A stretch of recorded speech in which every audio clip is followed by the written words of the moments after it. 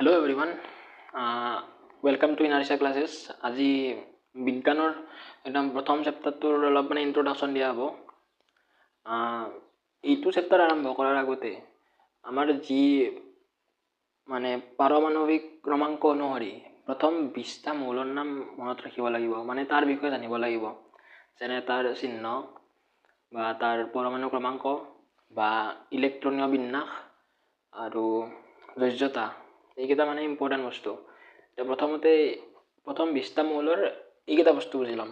এতিয়া প্ৰথম 20টা মৌলৰ মানে চিৰিয়েলি মনত ৰখাৰ কাৰণে এটা ট্ৰিক আছে, যিটো ট্ৰিক হ'ল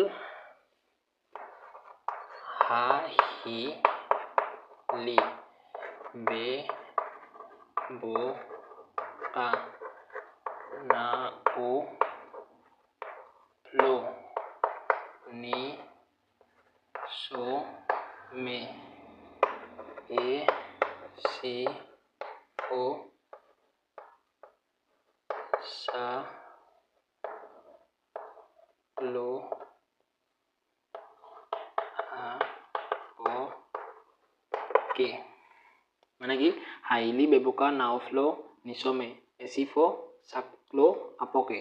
মানে হাতে হল হাইড্রোজেন, হিতে হিলিয়াম, লিতে লিথিয়াম, বেতে বেরিলিয়াম, বতে বোরন, পাতে কার্বন, নাতে কি নাইট্রোজেন, ওতে অক্সিজেন, লোতে ফ্লোরিন। ফ্লোরিনের সংকেত কি এফ, নিতে নিয়ন, সোতে সোডিয়াম Na, মেতে ম্যাগনেসিয়াম Mg, এতে অ্যালুমিনিয়াম, সিতে সিলিকন, ওতে কি ফসফরাস, সাতে সালফার, ক্লোতে ক্লোরিন, আতে আর্গন, পতে পটাছিয়াম। পটাছিয়ামৰ কি আছিল কে, কেলছিয়ামৰ Ca। এটা মানে ইয়াৰ কি 1, ইয়াৰ 2, ইয়াৰ 3, ইয়াৰ 4 হেনকে ইয়াতে 20 হল। এটা সংকেত হল আৰু পৰমাণৱিক ক্ৰমাংক হল। এতিয়া যোজ্যতা আমি কেনেকৈ উলাম, যোজ্যতা কেনেকৈ উলাম মানে কি, যোজ্যতা এটাৰ এটা ফৰ্মুলা নাছিল 2n²। n মানে কি কোনটম সেলত থাকবো, যদি কে সেলত থাকে তেতিয়া কি হ'ব, তেতিয়া n = 1 হ'ব। মানে কি 2 × 1² 2। মানে কে সেলত ম্যাক্সিমাম দুটা থাকব পারবো। কি এলত কি থাক n = কি হ'ব, n = 2 হ'ব। n = 2 হৈ যাব যদি কি হ'ব,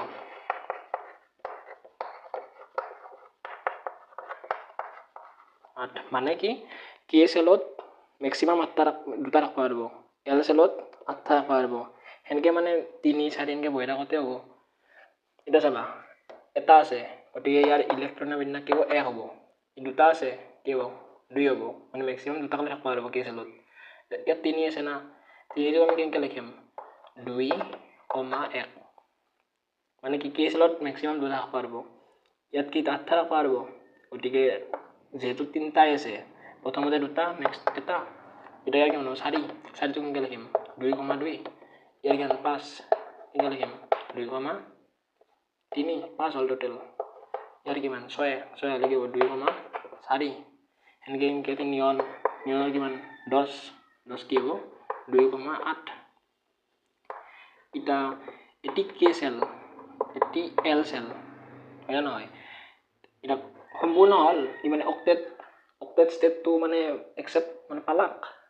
এটা অক্টেট স্টেটটো পালাক মানে কি ইটো কমপ্লিট হল 10টা হল। এটা ইয়াৰ কিমান 11টা আছিল, 11টা কেনকে লিখিম 2, 8, 1। মানে ইয়াত 9 লিখবা নৰো, কাৰণ ই অক্টেট স্টেট পালাক এখানিক লগে। এটা বাকি একটো ৰৈ যাব না, গতিকে কি হ'ব কে এল এম সেলটো দিব এবাৰ, এই যিটো ইলেক্ট্ৰন ৰৈ আছিল। এটা 2, 8, 1। ম্যাগনেসিয়ামৰ কিমান 12 12 কেনকে লিখিম 2, 8, 2। মানে কি 2, 8, 2 এটা m সেলত ম্যাক্সিমাম কিমানটা ইলেক্ট্রন ধরব বা মানে ম্যাক্সিমাম থাকবা পারবো এটি কিনকে হইলাম m equal to 3 গতিকে twice 3 square 2 into কি হবো ইয়াতে 9 18 থাকবা পারবো ম্যাক্সিমাম এমত গতিকে এনকে অ্যালুমিনিয়াম কিমান হবো 13 আছে 13 রাখলে কি হবো 2 8 3 নেন ক্লোরিন কিমান 17 17 কিনকে লিখিম 2 8 7 আর্গনটো কিনকে লিখিম 2 8 8 পটাশিয়াম তো অলপ আৰু এটা এক্সেপশনাল 2 8 8 1 হ'ব তি আৰু 2 8 8 2 হ'ব এটা জৈজতা কিনকে হইলাম আমি জৈজতা মানে কি কিবা এটা মৌলয় কিমানটা ইলেক্ট্রন ত্যাগ বা গ্রহণ করবা পারবো তার ক্ষমতা এটা ই যদি কাবার লগত মানে কিবা হাই করে মানে বন্ডিং করে মানে বান্ধন করে তে ই কোনবা বেলেগ এটা কিমানটা দিবা পারবো এটা দিবা পারবো গতিকে একটোৱে আর কি হবো জৈজতা যার ইংরাজিত ভ্যালেন্সি বলি কয় হিলিয়ামে কিমানটা দিবা পারবো দুটা দিবা পারবো লিথিয়ামে কেইটা দিবা পারবো এটা দিবা পারবো কারণ বহিতম কক্ষত কিমানটা আছে এটা আছে ইয়াক দিবা পারবো ইয়াক দিবা পারবো এটা বেরিলিয়ামের কিমান হেই আছিল বিন্যাস 2 মা 2 এই 2 তো কি হবে আর জৈজতা 3 তো জৈজতা এ 4 তো হবো হল এটা ইন নাইট্রোজেন তো চাও 2 5 আছে হি 4তকে বেশি দিবা নৰে মানে কোনো এটা মৌলয় যদি ইয়াৰ লাষ্টৰ মানে বহিতম কক্ষত মানে 4তকে বেছি থাকে তে হি কি কৰবা লাগবো গ্ৰহণ কৰবা লাগবো মানে বেলেগৰ তৰে ধাৰ কৰবা লাগবো মানে অক্টেট স্টেট পাবাক লগে এটা 2 5 অক্টেট কিনকে পাবো হয়তো 2 হবা লাগবো হয়তো 2 8 হবা লাগবো কোনটো ইয়াৰ কাৰণে সহজ হ'ব পাঁচটা এৰি দিয়া সহজ হ'ব না না তিনটা ল সহজ হ'ব তিনটা লটো অবিয়াসলি সহজ হ'ব এটি স্টেট পাবাক লগে গতিকে আৰু জৈজতা কিমান হ'ব 3 হ'ব কিনকে লৈছো 8 - 5 ইকুয়াল কি 3 হেনকে বাকি বিলাকো ওলাব যাব ধন্যবাদ আজিৰ ভিডিওটো এখানেতে আছিল